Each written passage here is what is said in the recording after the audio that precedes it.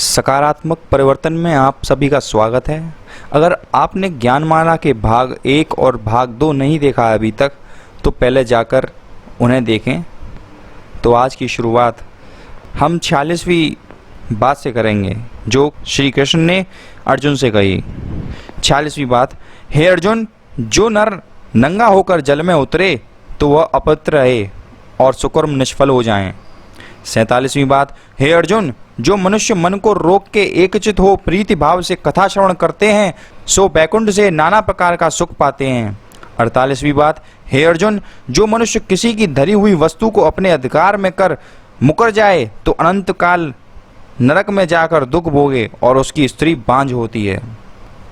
49वीं बात, हे अर्जुन, मनुष्य अपनी विवाहित स्त्री को त्याग करके और बाजार की स्त्रियों से मैथुन करे या मैथुन के समय गौ को भगावे तो इस पाप से नरक में जाए और उसकी संतान बिना औलाद हो।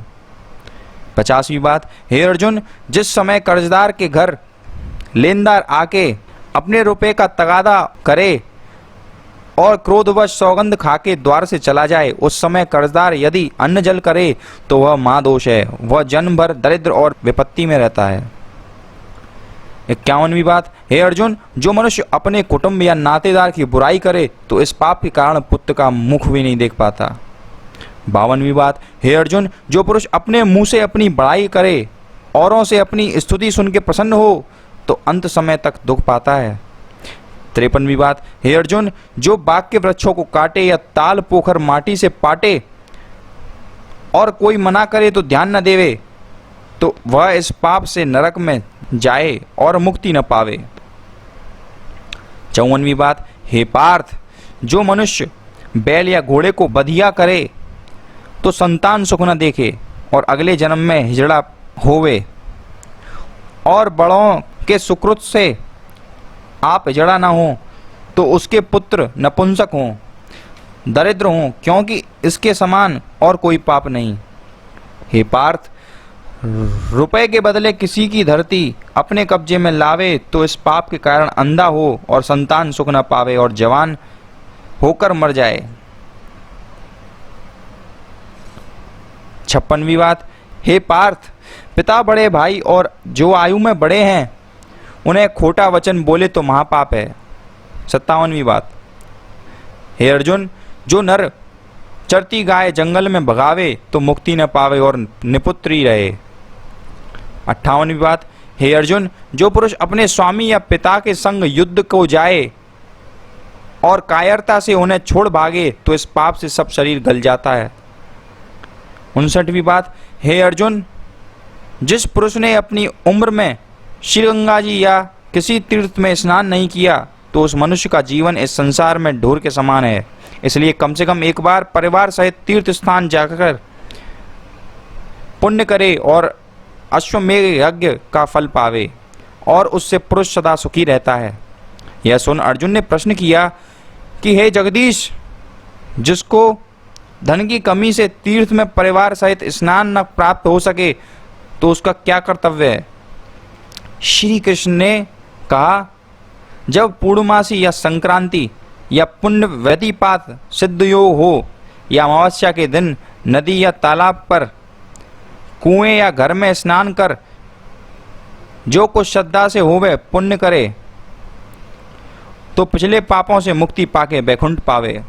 हे पार्थ, मनुष्य को उचित है कि किसी का पर्दा ना उघारे, यह दोष है। 61वीं बात, हे अर्जुन, जो मनुष्य ब्याही हुई गऊ के बछड़ों को न्यारा करके गौ को दुहे और उसको न पिलावे तो वह बहुत बड़ा पाप है। 62वीं बात, हे अर्जुन, घर वालों को घायल कर घर पर कब्जा करे तो उसकी स्त्री बांझ और कुकर्मी होवे, जन्म भर दरिद्री व निपुत्री रहे, यदि पुत्री जीवे तो विधवा हो, पानी देने वाला कुल में ना रहे, अंधा व महादुखी रहे। 63वीं बात, हे अर्जुन, मनुष्य चंद्र सूर्य ग्रहण में अन्न जल ग्रहण करे, शौच आदि करे व पानी भरे तो महादोष है, वह चंद्रमा और सूर्य के श्राप से धन संतान का सुख न पाता और नरक में जाता है। 64वीं बात, हे अर्जुन, जो पुरुष दिशा जाकर बचे हुए जल से हाथ पांव धोवे तो महादोष है। उसके कुनबे में पुरुषों को प्रेत दुखी करते हैं, क्योंकि वह जल प्रेत के भाग का है।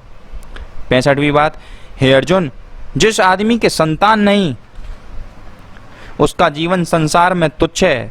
यह सुन के पार्थ ने प्रश्न किया कि स्वामी, पुत्रहीन आदमी को किसके हाथ का तर्पण पहुंचेगा? श्री कृष्ण जी बोले, निपुत्री पुरुष की स्त्री सुखी और प्रीति भाव से मन को शुद्ध करके तर्पण करे तो उसके पति को सुख पहुंचे और कदाचित अपने पाप के वश नरक भोगता होवे तो मुक्ति पावे। 66वीं बात, हे अर्जुन, द्वादशी अमावस्या और रविवार के दिन शरीर पर तेल मलना महादोष है। 67वीं बात, हे पार्थ, गृहस्थी को घर में पीपल और इमली के वृक्ष नहीं रखना चाहिए, क्योंकि प्रतिदिन एक बार पितृदेव अपने घर में आते हैं। वृक्ष में देव भूतादिक बास देख उनसे डर के वह घर में नहीं आते और शाप दे जाते हैं, सो वह व्यक्ति निर्धन होकर सदा दुखी रहता है। 68वीं बात, हे पार्थ, पुरुष देह बड़ी कठिनाई व बड़े जप तप के फल से प्राप्त होती है। यह देह पाकर अहंकार की फांसी गले में डालना वर्जित है। देखो, सिर के बाल सदा मौत के हाथ में रहते हैं। न जाने किस समय जीव संसार से न्यारा हो जाए। तिस पर भी यदि व्यक्ति कहे कि अभी लड़के हैं, जवानी व बुढ़ापे में भजन किया हो जाएगा, यह भूल है। क्षण भर भी इस देह का झूठ भरोसा न करें। पुरुष को उचित है कि क्रोध, लोभ, अहंकार व बुराई से पृथक रहे। ईश्वर ने जो कुछ दिया है उसमें संतोष रखे। हानि लाभ भले बुरे को समान जाने। सब जीवों में पूर्ण ब्रह्म परमेश्वर को देखे, वह सच्चिदानंद नारायण के ध्यान में रहे। खोटे समय में माता पिता व भाई सहायक नहीं होते, केवल सत्कर्म ही सहायक होते हैं। 59वीं बात, हे पार्थ, जिस व्यक्ति ने पीपल को प्रतिदिन जल नहीं चढ़ाया, महादेव का व्रत पूजन नहीं किया, वह पुरुष पशु के समान है, सदा निर्धन और दुखी रहता है।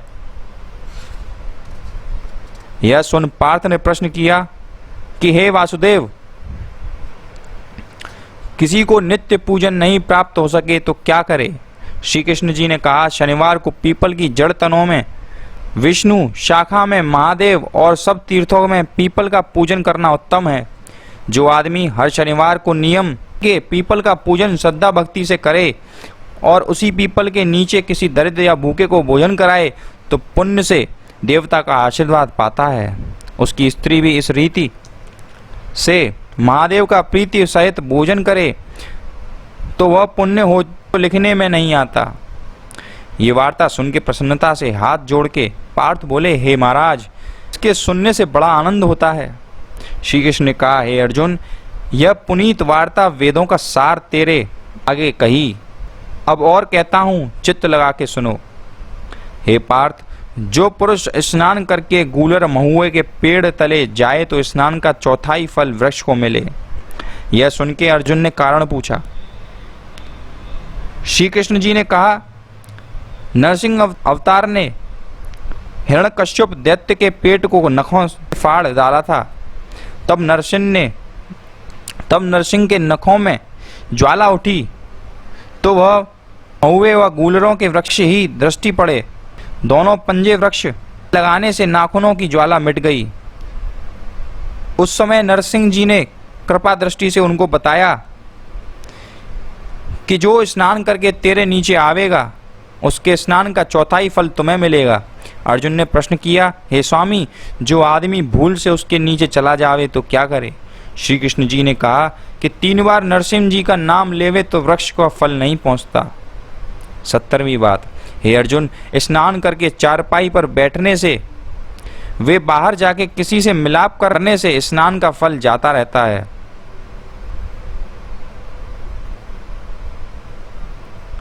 स्नान करके कुछ खाकर ही जहां चाहे वहां जाए तो कुछ दोष नहीं लगता।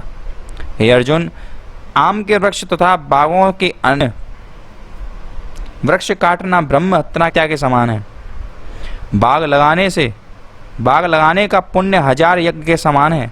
इसलिए उचित है कि संपूर्ण बाग लगाने की सामर्थ्य नहीं हो तो सिर्फ मेवा या फल के 5 वृक्ष एक ठोर में लगा जीवन सफल करें, क्योंकि वृक्ष लगाने का पुण्य अश्वमेघ यज्ञ के समान है।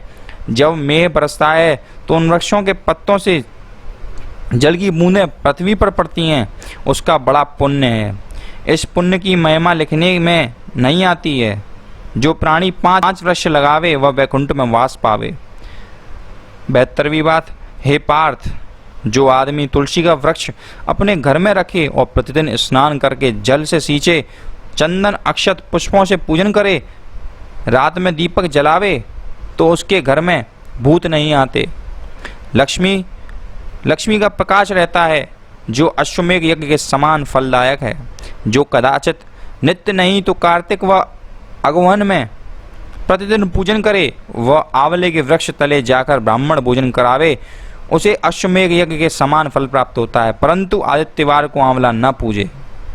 73वीं बात, हे अर्जुन, घर में बांझ स्त्री को सब प्रकार से कष्ट ही कष्ट मिलते हैं। ऐसी स्त्री दया की पात्र हैं। ऐसी स्त्री को परमात्मा में ध्यान लगाना तथा अपने संबंधियों की संतान से प्रेम पूर्वक व्यवहार करना चाहिए। परमात्मा अगले जन्म में संतान अवश्य प्रदान करते हैं। 74वीं बात, हे अर्जुन, जो पुरुष लोटा या घंटी बिना साफ किए किसी दूसरे से लेकर पानी पीवे या पिलावे तो दोष है। ऐसे व्यक्ति सदा रोगी रहते हैं। 75वीं बात, हे अर्जुन, जो पुरुष जिस पात्र में भोजन करे उसको मांजे नहीं और बची हुई जूठन को उसी पात्र में पड़ी रहने दे तो महादोष है। अन्न के श्राप से वह पुरुष सदा दरिद्र और दुखी रहता है। और इन सब बातों का यथासंभव अपने जीवन में अनुसरण करना ही सकारात्मक परिवर्तन है। अगर आप चैनल पर नए हैं तो चैनल को ज़रूर सब्सक्राइब करें ताकि आने वाली वीडियोस आप ज़रूर देख सकें।